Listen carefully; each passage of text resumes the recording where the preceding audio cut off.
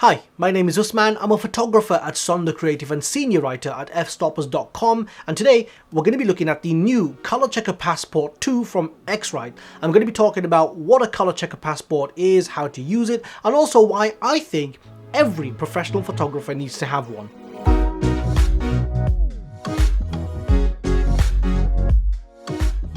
So a few days ago, we were in Leeds city centre and we were photographing a model called Gemma. I asked her to wear a bright red dress because that was going to be a really good way to demonstrate how the ColorChecker Passport works. So essentially, this is the ColorChecker Passport. It's a rectangular device, and when you open it up, you're met with a bunch of different colours and shades, and it's with these colours and shades your camera is able to produce a reference image when you're shooting RAW.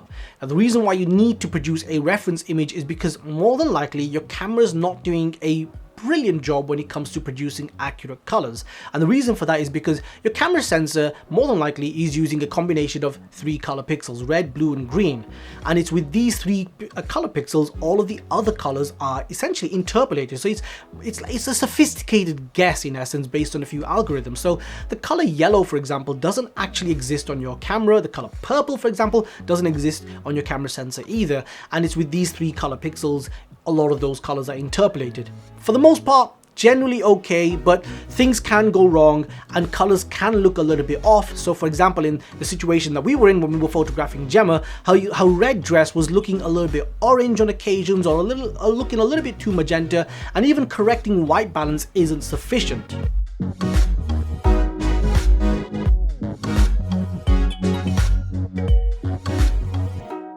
So we're just going to hop into Lightroom very quickly, and I'm going to show you how to use the ColorChecker Passport. So you can see Gemma over here holding the passport, and we're just going to create a profile of this. And normally I would white balance based on the ColorChecker Passport, based on either one of these colors or these, depending on how warm or cold I want it. But in this instance, I'm gonna leave it. I kind of like the white balance. I might just make it a little bit colder. That's not it. I just make it a tiny bit colder just because I prefer that for this particular scene. And what you want to do is you just want to crop into the area where the ColorChecker Passport is and just try and line it up. You don't need to be perfect, but just try and line it up as best you can. And once you've got that, you simply want to export the image. Now, in order to export it to X-rite's presets, you just need to download the ColorChecker Passport software from X-rite's website. Very straightforward. Once you install it, it automatically goes into Lightroom, and then it's fairly easy to use. You just go into X-rite presets, and when you export an image, you can just create it. Now, I've already created a profile, but essentially what you do is you click export, and then a dialog will come up saying a profile created. And then you shut down Lightroom, you open it up again, and once you open it up again, you go onto profile over here, go onto browse, and the profiles that you've created appear over here. I don't know what happened to these things, but I completely screwed up there, but we can ignore them. So the latest profile I created was this one, Gemma, April 2019. I'm just going to go back and forth between the April and Adobe profile, or the ColorChecker profile and the Adobe profile, I should say. So this is the ColorChecker profile, and if you just focus on these colors over here, you'll see how much of a difference it makes.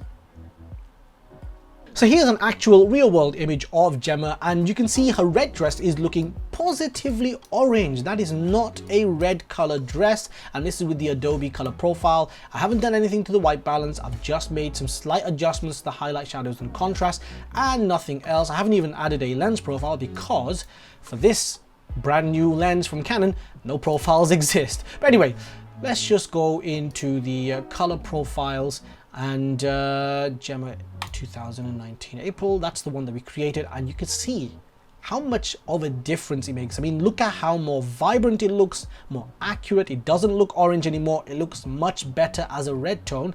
If we just go before and after, I just want you to focus on the dress first, and just see how much of a difference that makes. I mean, it's incredible. And then if you look at the skin tones over here, this is the after, and then if I just go on to the before, again, look at all of those weird yellowy green tones that are coming into the skin color, and it's just not very pleasant to look at. But once you profile correctly, all of those colors just look so much more pleasing, and it's just much nicer to look at. Even the greens in the background look much better. As you saw in Lightroom, you may have noticed one of the key improvements were for skin tones. Now, skin tones aren't the easiest things for cameras or camera sensors to reproduce correctly because there's so much complexity and nuance and detail that a lot of camera sensors tend to find it a little bit difficult unless you own a camera like the Phase 1 trichromatic or the new 150 megapixel Phase 1. It's going to be quite difficult for you to replicate skin tones correctly and give them, all of that detail and complexity. And if you're a portrait photographer, for that reason, I highly recommend you own a ColorChecker Passport. Camera sensors also have a lot of difficulty when it comes to darker skin color, so skin tones like mine not going to be the easiest for camera sensors to reproduce correctly, and in those instances, once again, highly recommend using a ColorChecker Passport. So I managed to get Alex to take a quick picture of me. I'm not the best model in the world, but you're gonna have to deal with that.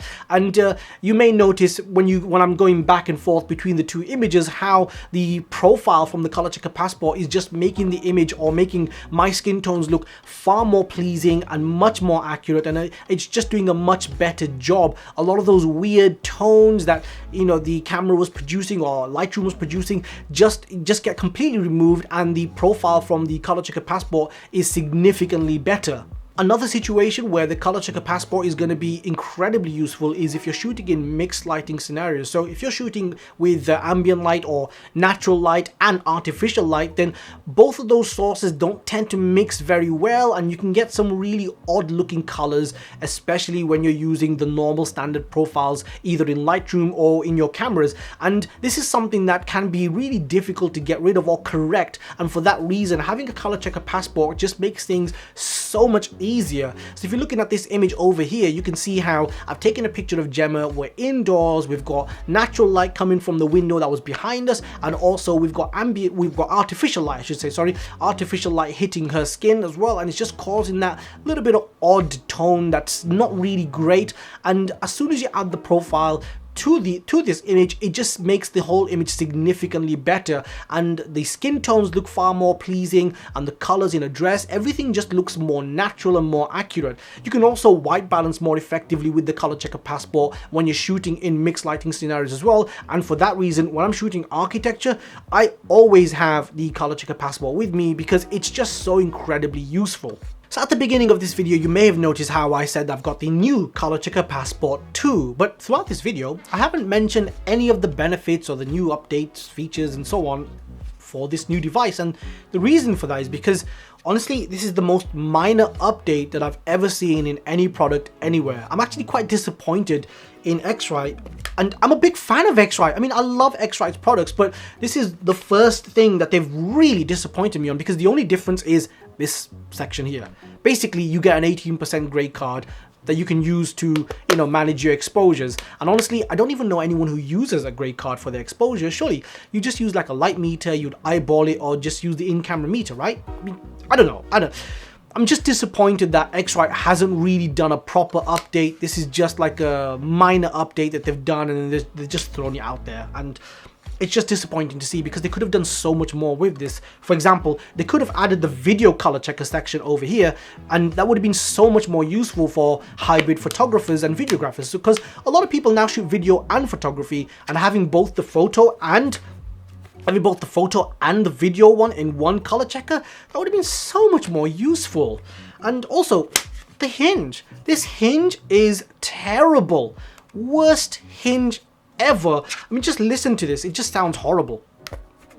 I mean, oh god, it's just so stiff, and it sounds like it's breaking or cracking. It's just such a bad hinge.